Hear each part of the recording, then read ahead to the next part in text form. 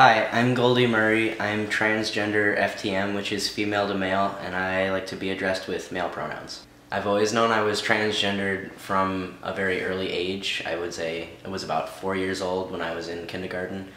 I realized that I didn't really like the clothes that I was wearing, and I didn't really want to have long hair. And I started to differentiate specific things about the boys and girls in my class, and I started to realize that I wanted to look more like the boys, and I started to tell myself to enjoy childhood while I still could, because I would grow up to have a body that I would really hate, and I would never be able to wear the clothes that I wanted. And so from then on I really started to try to live out my life as a tomboy, I would say, because I didn't really know exactly that I wanted to be addressed as a boy, but I knew I wanted to come off as one. So I got my hair cut for the first time when I was 6, and then I've had short hair pretty much ever since then. And I just kind of let my parents figure out that I was like a tomboy, and they let me wear whatever I wanted to wear. I always kind of felt kind of like a limbo of both genders, because I was so used to like having most of my friends be girls, and I was really used to, you know, like the comfort and like sisterhood that, you know, friendships with other girls provided when I had like birthday parties or sleepovers. And I didn't really necessarily want to have just friends that were guys. I just wanted to have like a wide range of friends, and so I kind of felt like I was a girl, but I was also a boy. It's kind of really hard to explain. I knew that I was a girl, and I wasn't really sure I didn't want to be one at this point. I just kind of grew up having mixed thoughts, mixed feelings. I knew that I was different, but I didn't really know the word. People would assume that I was, you know, lesbian or gay or something. There's nothing wrong with people that are, but that wasn't me. And I didn't know the word for what I was, and so I just kind of referred to myself as a Goldie. I grew up trying to do more masculine things. I was often mistaken for a boy, actually, growing up, and it was really nice, but my parents would always like correct people. I would even correct people. Like even today, I want people to know that I started out as a girl, because that's one of the things that makes me special, and like that's part of my identity. Yes, I don't want to be a girl, but I started out as one, and I think that if somebody should know me, they should know that, because it's part of me. You know, I was fine with, you know, being mistaken for a boy growing up, because, you know, I was like younger and I had like a little boy face, but then all the other guys around me that were my friends and my classmates, they started growing up and they got, you know, more defined facial features, and they, you know, didn't look like little boys anymore. And then here I was, I still looked like I was 12, and now I look like I'm like 15 or something, even though I'm almost 19. I started to realize that I was gonna grow up to just look like a woman with short hair, and I didn't know what to do about it. And it wasn't until 5th grade in 2005 when I hit puberty that I started really getting depressed. And my body started really slowly changing, and I decided, you know, well, maybe if I pray every day that I stay, you know, flat-chested, I stay looking like a boy, then it'll happen. And, you know, part of me thinks that it did kind of help, but I had to wear lots of layers of shirts. I couldn't play sports or run because I felt uncomfortable with my body. I couldn't swim. I couldn't just wear one shirt like I would have liked to. I couldn't look in the mirror. I couldn't take showers comfortably. And I lived, you know, from 5th grade to, you know, my senior year of high school, struggling with all those things and, you know, really hating my body. And then I also grew up thinking, well, I don't want to be just another person that gets a sex change, or I don't want to be somebody that everybody else was right about because they think I'm weird. I don't want to alter my body that I was given. And then I realized, you know what, those things don't matter, because your body is just a shell, and what's inside is what matters, and it's okay to alter the external part of you to match that. There's nothing wrong with that. And so I started going to therapy in high school to get a double mastectomy, and at the time I was 17, so you know, it's illegal to remove healthy tissue unless you have like consent from 3 professional doctors and physicians. So I went to therapy for about a year. After about 3 years of taking medicine for anxiety and depression and obsessive compulsive disorder, which is caused sometimes by gender dysphoria, which is when you are one gender but your brain identifies as another gender. So basically transgenderism. After about 3 or 4 years of taking antidepressants, I went to a year of therapy with a gender specialist, and then I went to a few months of therapy with another gender specialist, and I started to get all the consent that I needed to go through with my procedure. And then on November 25th, 2012, I got my surgery, and it was during my senior year of high school, so I had to, you know, stay home for about a month or 2, I would say. And I became, you know, anemic, and I couldn't move, I couldn't walk for a while because I lost so much blood, and I was, you know, I easily got sick because my immune system was so weak. So I lived about 24/7 on the couch. My surgery was just a double mastectomy, which is just the removal of the breasts. I didn't do anything further. But after my surgery, I started taking hormones a few months later, this last summer. So I think I started in either July or August. So I've been on testosterone for, you know, a good 10 months by now. You know, I think that I'm very fortunate to be able to be myself and know what I want from my life and know what I'm supposed to be, who I'm supposed to be, and what my identity is. I'm very fortunate that I had a way to change that so I could really be me. But, you know, I think it's still kind of, you know, sad and unfair that I had to go under the knife to get there, that I had to go to therapy and get counseling for, you know, not being able to be myself, and people wanted me to join support groups. Like, why? Why do I need a support group? I'm just, you know, I'm just transgendered. What does that mean? Well, I mean, you might not fit in with society. Why not? I don't know. You might need support for that. Why? I mean, it's just not something that I wanted to do. And now I have to take an injection of testosterone every week for the rest of my life. And, you know, that really hurts. It makes it so I can't walk for a good day or 2 because I get very sore. It's a needle, so it's about, you know, this long, and I have to inject into my leg or into my hip. It's really painful, and it's something I have to always do to be able to keep myself the way that I am. The only thing that's permanent is that I won't get any taller. My voice is permanent. You know, with testosterone, everything that would go away would be I wouldn't have facial hair anymore. I mean, you can't really tell that I do. I have like 3. But I wouldn't have that anymore. I wouldn't be able to build muscle so quickly. You know, there's a lot of things that would change.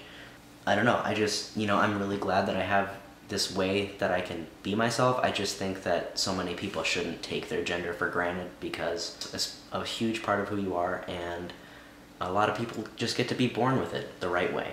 I'm thankful that, you know, people have that great gift, and I'm glad that I have this great gift to be here now. I think people should definitely be very aware of, you know, the blessings that they have.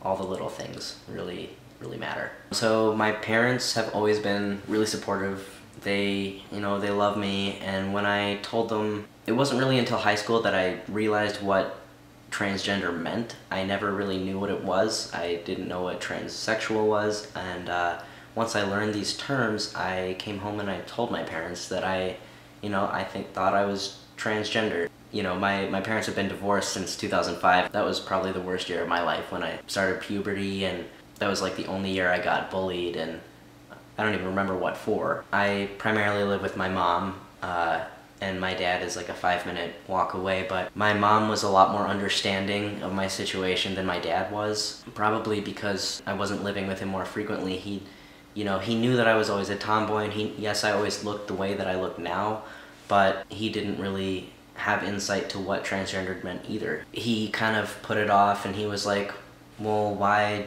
do you need to take, you know, testosterone? Like, if if you had more estrogen put into you, would your brain realize that it was wrong and you're supposed to be a girl? And I was like, no, that's not how it works. More estrogen would make me more depressed because that's not what's supposed to be in my brain. But, you know, he's the one that did drive me to all my therapy sessions, most of them anyways, and, you know, he was there during my surgery, and he's, you know, been a support ever since. He's just more fragile, I think, than my mom. My mom just really understands me a lot. Not that my dad doesn't, but I think he's just not as ready. He's doing well now, but he still doesn't call me by male pronouns, even though it's really weird when I meet new people and I bring them home, and he's like, oh yeah, this is her when she was, you know, like 5, and I'm like, well, they don't see me as a girl, so thanks for that. In all seriousness, I mean, he's really trying. It was just a lot easier to be around my mom more.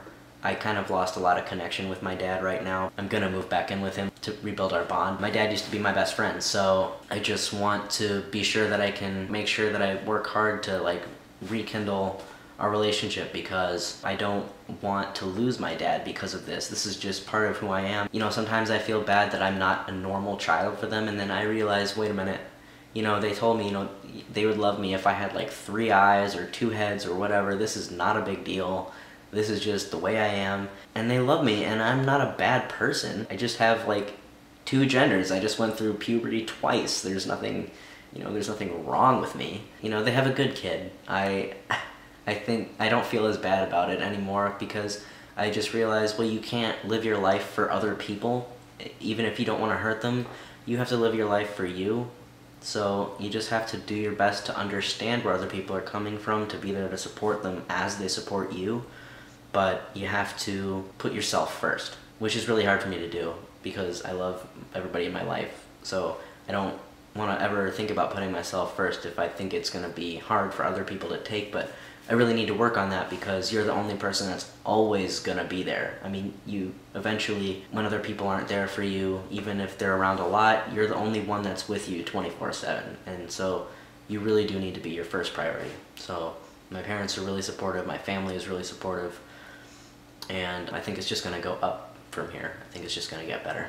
I guess my first girlfriend, I think we were going out, I was in 1st grade, and it lasted until like maybe 3rd grade, and it was with a girl named Lucia. We were so young, gender didn't matter. I just looked like a guy, and she had known me since I had long hair, and we were just really good friends, and so we kind of just started dating. And you know, it wasn't a big deal, because I mean, I looked like a guy, and you know, we were so little, I looked like every other little boy there was, and my voice was the same as all the other little boys, because they all sound like girls at that age. That didn't really matter very much. And then my next girlfriend was when I was about 5th and 6th grade to 8th grade, and then I also dated her for a little bit of my senior year after my surgery. Her name was Abigail.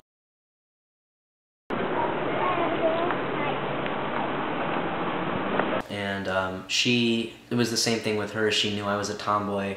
She accepted me as a boy. They were just really, really close friends of mine. So they understood me for me, and they knew that I wasn't really supposed to be a girl, and it really made me feel good that they were both either straight or bisexual, that they could see me as an attractive guy. That really, you know, that made me feel really nice. Initially, my relationship with Abigail lasted about 4.5 years, I would say. For non-gender related reasons, broke up. In my first semester of college this year, I actually dated one of my best friends. That at first she said, you know, I'm okay with it. You look like a guy to me, so I mean, you're fine. I mean, you're a really nice person, and we dated for about a month.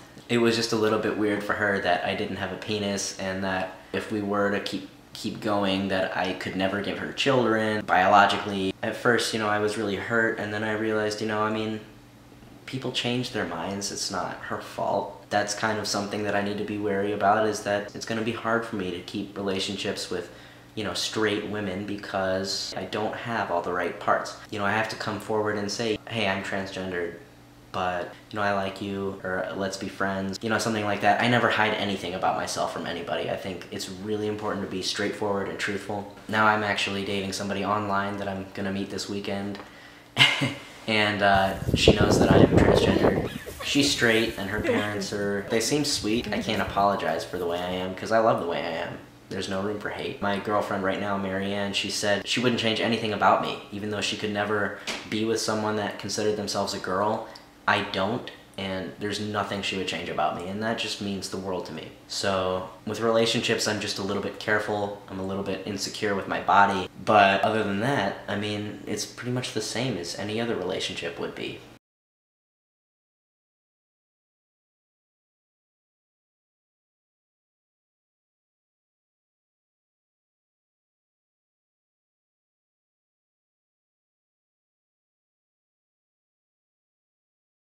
You know, I considered getting surgery to construct like a penis, but I remember one of my first thoughts when I woke up from my top surgery was, you know, I was laying there and I was like, oh my god, I'm in so much pain, don't ever let me do this to my crotch. And that was like my initial thought when I woke up. You know, another thing is I've researched it online. It's not perfected.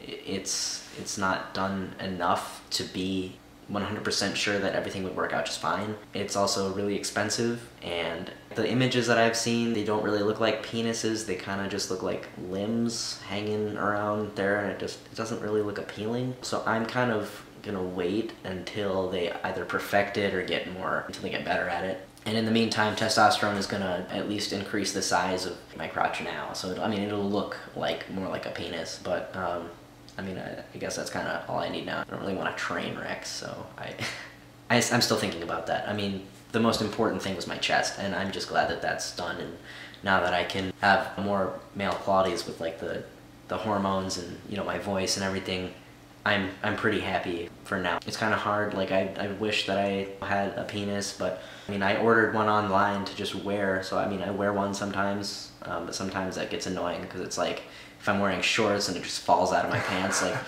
whoops, sorry, that's mine. Sorry about that, guys. You know, it's pretty awkward. So, I'm just gonna wait on the bottom surgery if that happens. But yeah. So for a few last words to wrap it up, I would encourage everyone to, you know, figure out, you know, who you are, and there's no time limit on that. Just take your time and do what you can to be happy. And surround yourself with positive people that love you and accept you no matter what, because there's nothing wrong with you. No matter what your life is like, you are who you are, and you have to live your life to please yourself. And if you're transgendered as well, I would really consider going online to help sites like Transgender FTM Mentors or MTF Mentors online. I mentor some people on there that are transgendered, and you can get a lot of help and information, and you know, I would suggest therapy and just information that you can use to plan ahead for your future. I mean, I know it's really hard to wait for what you really want in life and what you need, especially when it's your body. Trust me, I had to wait for a long time, but it's worth the wait, and no challenge lasts. Like, once you are fighting for who you are, you get there, and nothing will stop you from getting there. You're gonna get there if you really try. So just try. Is that it? Yeah. Okay.